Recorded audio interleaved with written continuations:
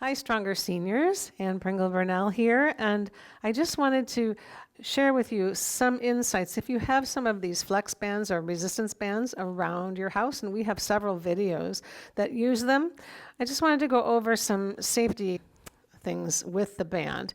So you can always inspect your band, okay?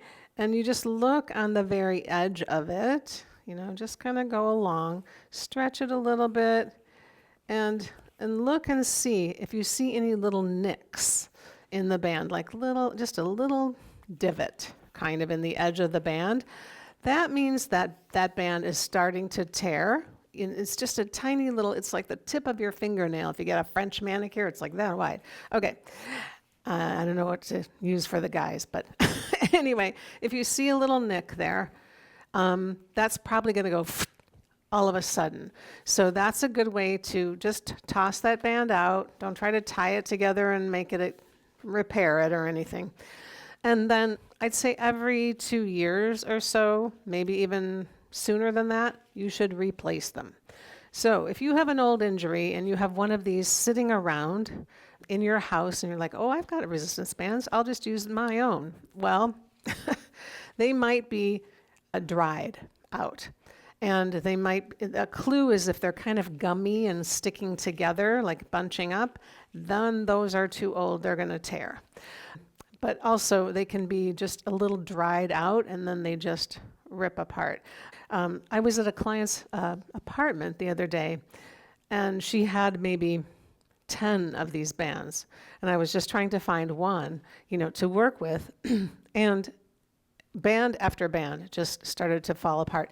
So I just felt like it was an important thing. And if you want to pick up a band on our website, we do have them. We have these 5 feet long bands, which really helps if you're going to do stuff anchored by your feet. Helps to have a longer band, 5 feet or longer. It also helps when you want to put it over your head and do this, okay?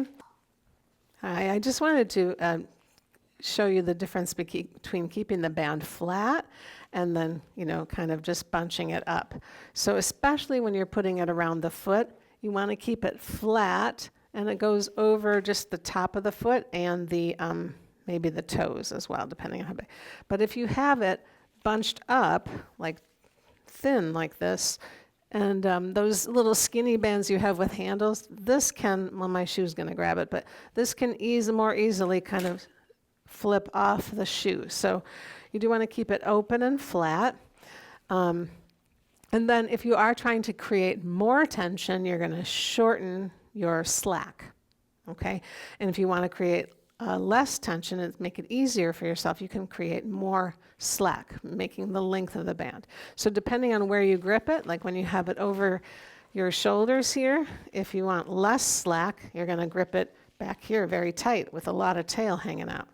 And then if you want a little bit less slack, make it easier for you.